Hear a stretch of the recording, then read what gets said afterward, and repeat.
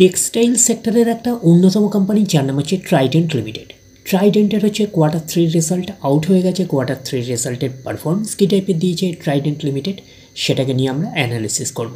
তার আগে আমরা দেখে নেব যে সিকোয়েন্সগুলো ঠিকঠাকভাবে সাজানো রয়েছে নাকি, এটাকে আগে আমরা ফার্স্ট দেখে নেব।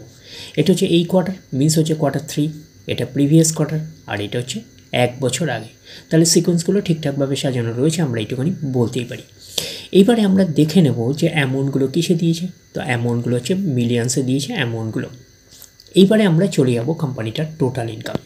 তো টোটাল ইনকামে যাওয়ার আগে আমরা একটু লার্জ করে নিয়ে অ্যাডজাস্ট করে নেব, তাহলে আপনাদের কাছে ব্যাপারটা আরও ভিজিবল হবে।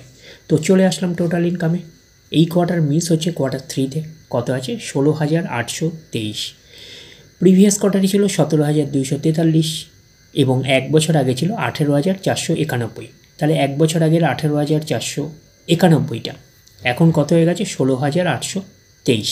তাহলে আমরা বলবো ইয়ার অন ইয়ার বেসিস কিন্তু ডাউন পারফরমেন্স করেছে টোটাল ইনকামে। প্রিভিয়াস কোয়ার্টারই ছিল কত, 17,243, সেটা হয়ে গেল এই কোয়ার্টার মিস হচ্ছে Q3-তে হয়ে গেল 16,823। তাহলে আমরা বলবো কোয়ার্টার অন কোয়ার্টার বেসিসও কিন্তু ডাউন পারফরমেন্স করেছে টোটাল ইনকামে। তো ন্যাচারাল ব্যাপার, আমরা জানি যে ইনকাম করতে গেলে কোম্পানিকে এক্সপেন্সেস করতেই হবে। এখন দেখার বিষয় কোম্পানিটা ইনকাম করতে গিয়ে কতটা এক্সপেন্সেস করেছে। তো চলে আসলাম টোটাল এক্সপেন্সেসে। এই কোয়ার্টার মিস হচ্ছে Q3-তে 15,805, প্রিভিয়াস কোয়ার্টারই ছিল 16,252 এবং 1 বছর আগে ছিল 17,027। তাহলে 1 বছর আগে 17,027টা এখন কত হয়ে গেছে, 15,805।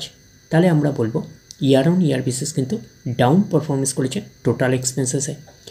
প্রিভিয়াস কোয়ার্টারই ছিল কত, 16,252, সেটা হয়ে গেল এই কোয়ার্টার মিনস হচ্ছে Q3-তে হয়ে গেল 15,805। তাহলে আমরা বলবো কোয়ার্টার অন কোয়ার্টার বেসিসও কিন্তু ডাউন পারফরমেন্স করেছে টোটাল এক্সপেন্সেসে। এইবারে আমরা বের করব কি, এইবারে আমরা বের করব অপারেটিং প্রফিট। কী করে বের করব, টোটাল ইনকাম থেকে টোটাল এক্সপেন্সেস আমরা বাদ দেবো। বাদ দিলে যেটা পড়ে থাকবে সেটা হচ্ছে অপারেটিং প্রফিট। টোটাল ইনকাম পেয়ে গেছি, টোটাল এক্সপেন্সেস পেয়ে গেছি, টোটাল ইনকাম থেকে টোটাল এক্সপেন্সেস বাদ দিলে পড়ে যাচ্ছে অপারেটিং প্রফিট। অর্থাৎ আপনারা বলতে পারেন profit before exceptional item and tax, এটাকেই আমরা অপারেটিং প্রফিট বলতে পারি।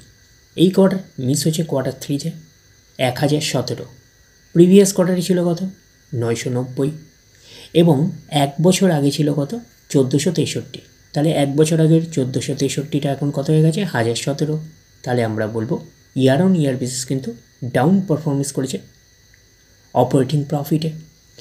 প্রিভিয়াস কোয়ার্টারই ছিল কত, 990, সেটা হয়ে গেল এই কোয়ার্টার মিস হচ্ছে Q3-তে হয়ে গেল 1,017। তাহলে আমরা বলবো কোয়ার্টার অন কোয়ার্টার বেসিস কিন্তু জাম্প রয়েছে অপারেটিং প্রফিটে।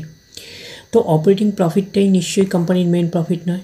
তারপরে কি করতে হবে, গভর্নমেন্টকে ট্যাক্স পে করতে হবে। গভর্নমেন্টকে ট্যাক্স পে করার পরে কোম্পানির কাছে যেটা পড়ে থাকবে সেটা কোম্পানির ফাইনাল প্রফিট বা নেট প্রফিট হিসাবে আমরা কনসিডার করতেই পারি।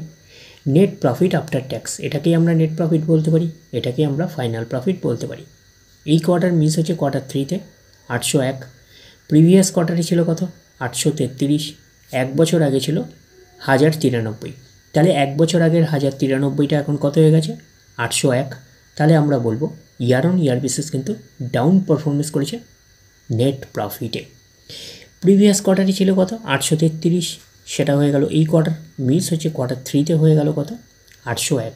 তাহলে আমরা বলবো কোয়ার্টার অন কোয়ার্টার বেসিসও কিন্তু ডাউন পারফরমেন্স করেছে নেট প্রফিটে। এইবারে আমরা চলে যাব কোম্পানিটার হচ্ছে ইপিএসে অর্থাৎ আর্নিং পার শেয়ারে। দেখবো যে আর্নিং পার শেয়ারের অবস্থান কীরকম রয়েছে। তো চলে আসলাম ইপিএসে অর্থাৎ আর্নিং পার শেয়ারে। এই কোয়ার্টার মিস হচ্ছে Q3-তে কত আছে, 0.15, প্রিভিয়াস কোয়ার্টারে ছিল কত, 0.17, 1 বছর আগে ছিল কত, 0.22। তাহলে 1 বছর আগের 0.22টা এখন কত হয়ে গেছে, 0.15।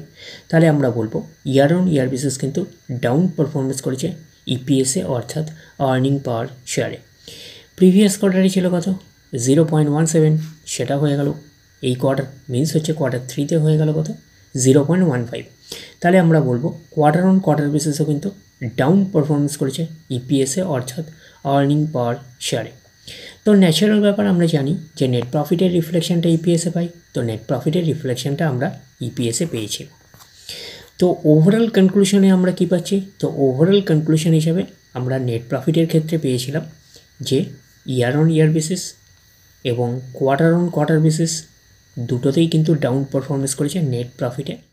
তাহলে আমরা বলি সেই হিসাবে হচ্ছে ট্রাইডেন্ট লিমিটেডের হচ্ছে Q3 রেজাল্ট সেই অর্থে একটা পুয়ার টাইপের পারফরমেন্স করেছে, আমরা কিন্তু এইটুখানি বলতেই পারি। তাহলে ওভারঅল ভিউটা আপনাদের কাছে ক্লিয়ার? তাহলে এই অবধি, নেক্সট ভিডিওতে আবার আপনার সাথে আমার দেখা হচ্ছে। ধন্যবাদ।